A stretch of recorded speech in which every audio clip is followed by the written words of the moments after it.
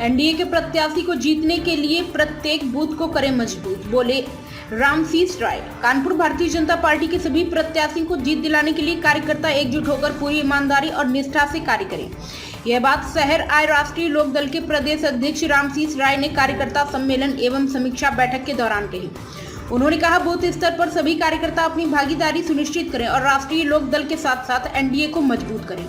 उन्होंने कहा कि यहां उनकी नवी विधानसभा का दौरा है। पूरे प्रदेश में जहां जहां उपचुनाव हो रहे हैं वहां पर कार्यकर्ताओं को जोश भरने के लिए पार्टी ने उन्हें कमान सौंपी है। उन्होंने प्रधानमंत्री का शुक्रिया अदा करते हुए कहा कि पार्टी के राष्ट्रीय अध्यक्ष को उन्होंने बड़ी जिम्मेदारी सौंपी है, जिसके लिए राष्ट्रीय लोक दल प्रधानमंत्री का आभार व्यक्त करता है। इसके पूर्व प्रदेश अध्यक्ष का स्वागत आयोजक सुरेश गुप्ता और जिला अध्यक्ष मोहम्मद उस्मान ने माला एवं प्रतीक चिन्ह देकर किया। बैठक में मुख्य रूप से विनोद पाठक, वसंत सिंह आदि लोग मौजूद रहे।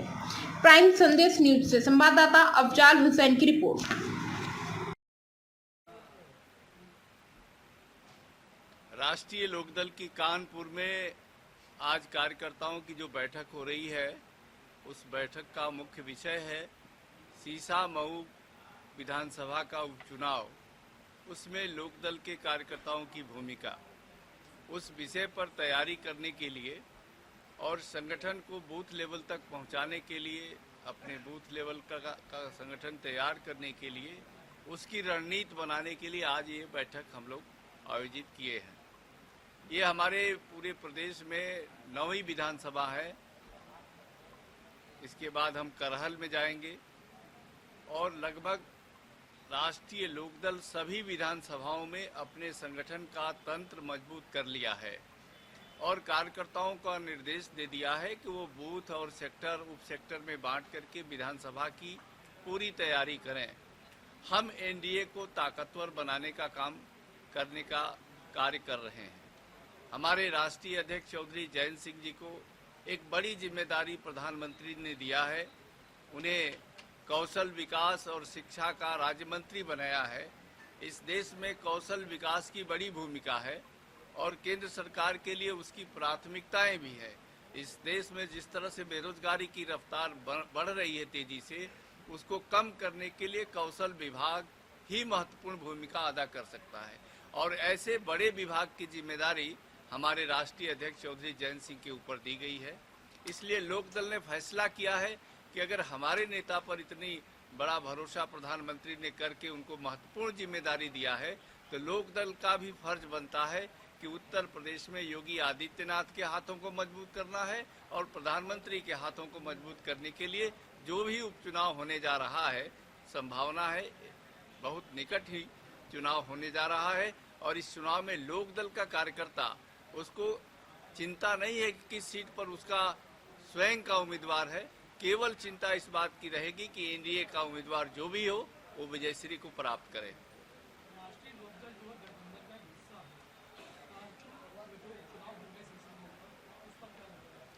इस सीसामऊ उपचुनाव में एनडीए के घटक के रूप में राष्ट्रीय लोकदल जो भी प्रत्याशी आएगा, उसकी पूरी दृढ़ता के साथ, पूरी मजबूती के साथ उसे जिताने के काम में, एनडीए के जिताने के काम में लगेगा।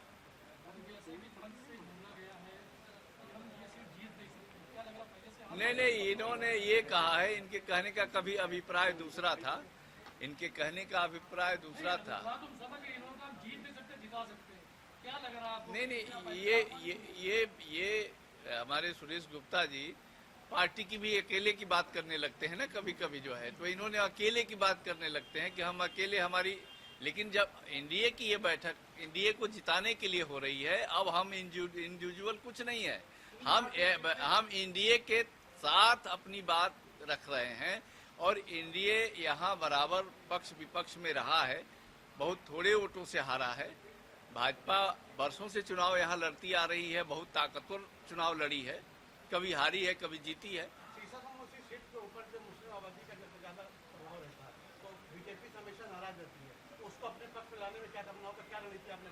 देखिए, हमारे दल में आज हमारे दल के नेता की छवि के कारण, उनके व्यक्तित्व के कारण बड़ी संख्या में माइनॉरिटी के लोग आरएलडी में जुट रहे हैं।